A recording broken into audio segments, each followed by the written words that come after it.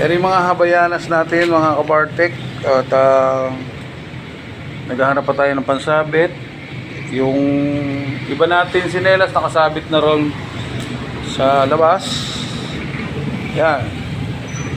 Murang-mura lang mga kabartek. Presyong bayan. Hindi ka na pupunta ng bayan. Halos parehas lang. Meron pang tawad. Pag nagustuhan ko yung tawad mo, aba, bigay na. Ayan yung ano.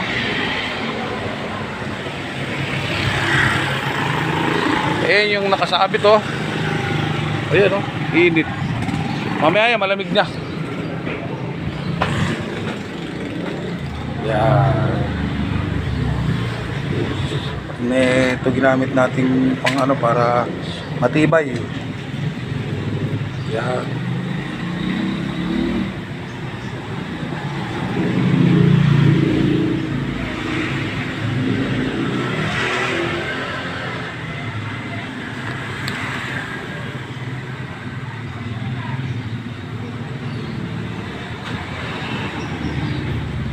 Munting tindahan.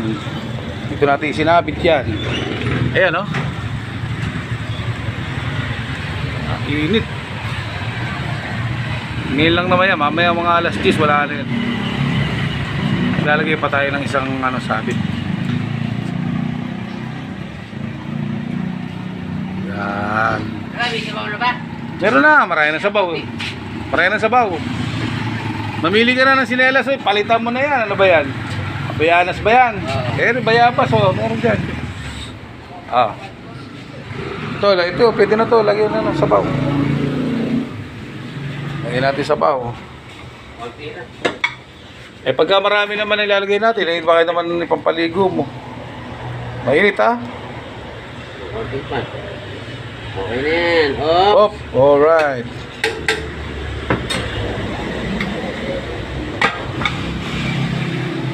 Mili ka na dyan.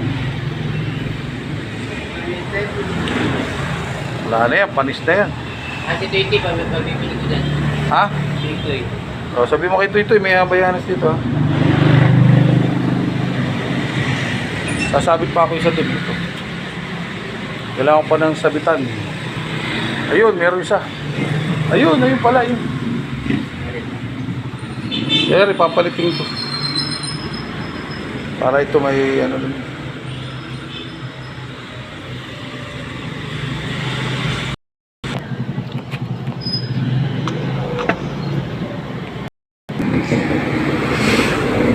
Tama yung truck na yun, no? Asan? Truck na lang dumaan. Ang-friend natin, hindi ka matimbo. Taga Matimbo. Yun ang merong young chef sa pita rin. Okay. Ibay. Mamaya lalagay ko rito yung ano ko. Sige. Tapos na itugtugan nyo. Kailan ba yun? Kailan? Yung nakaraan tugtugan nyo. Saan ba lugar yun? Okay. Layo natin yan.